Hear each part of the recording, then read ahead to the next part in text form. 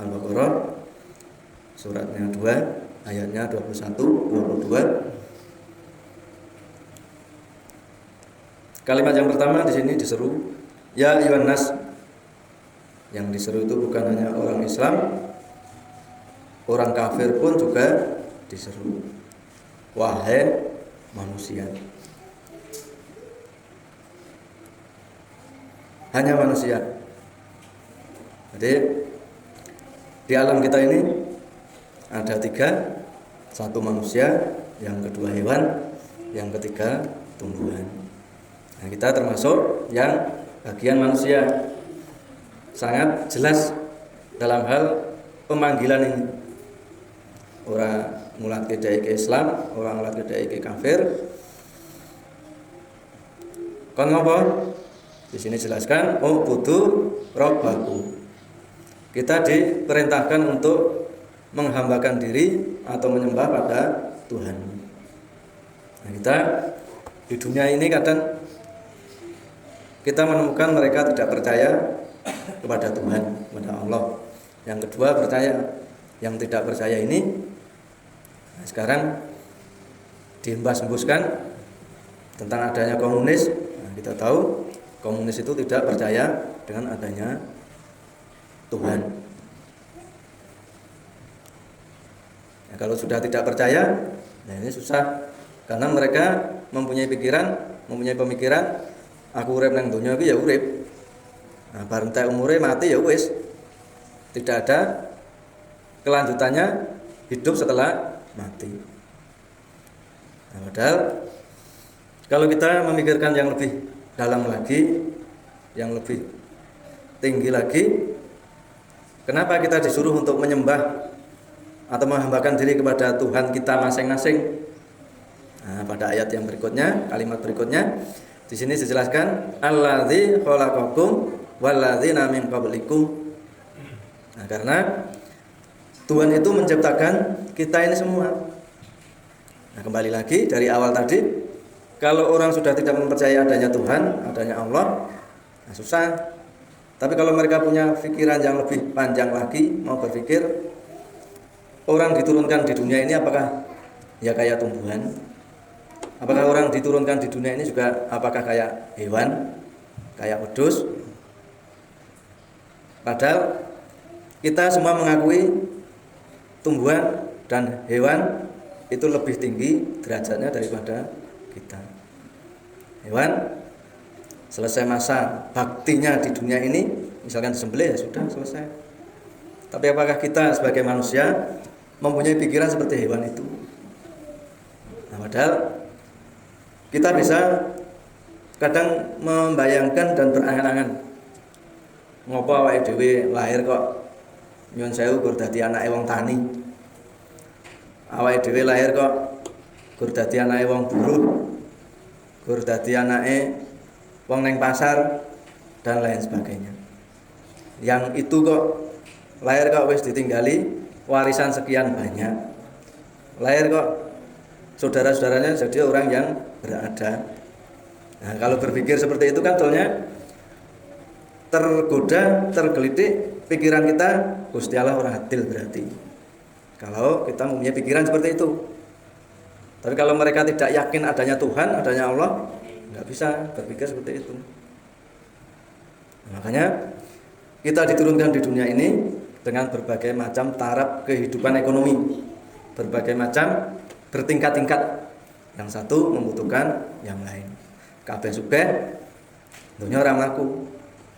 Kon lepo sapa sing gelem aku wong sugih kok nglepo. Kon matul ya ora gelem dan lain sebagainya. Makanya dengan adanya perbedaan tingkat sosial ekonomi ini, akhirnya kita sebagai makhluk sosial bisa berjalan dengan baik. Makanya kembali lagi pada ayat ini, diperintahkan untuk menyembah Tuhanmu, Tuhan kita ini semua. Kenapa kita diperintahkan untuk menyembah? Nah, di sini dikatakan karena Tuhan itu menciptakan kita ini semua dan orang-orang yang sebelum kita. Nah, kita ke yang lebih fokus lagi, kita sebagai orang yang percaya dengan adanya Tuhan, kenapa kita tidak mau menyembah? Padahal kita ini diciptakan oleh Tuhan, diciptakan oleh Allah Subhanahu wa taala. Dan kita mengerti dengan kita bertambah panjang umur kita kan juga mengerti tentang sejarah. Kita bisa membaca apa yang ada di dalam Al-Qur'an, apa yang ada di dalam hadis, sejarah Nabi Musa piye to? Sejarah Nabi Lut piye to? Sejarah Nabi Isa itu piye to?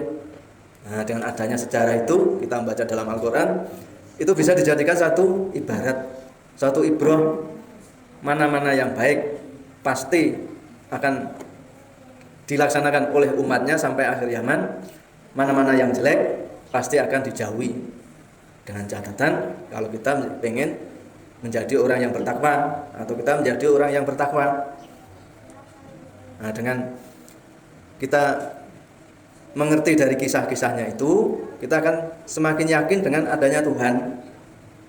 Nah, dengan kita sudah yakin dengan adanya Tuhan, kemudian kita diwajibkan atau diperintahkan untuk butuh menyembah. Nah, dalam hal menyembah ini, kalau tidak ada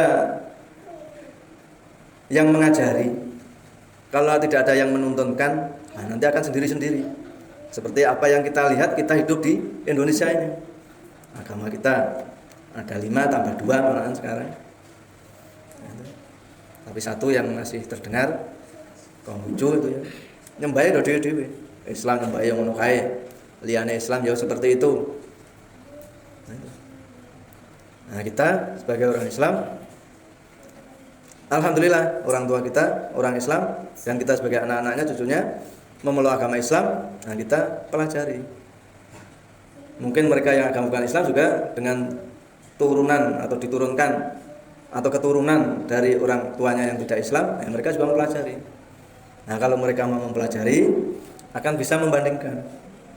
Makanya kekuatan kita sebagai orang Islam, tidak ada satu kata pun, apalagi kalimat yang saling gesek, saling bertabrakan satu dengan yang lain apa yang ada di dalam Al-Quran.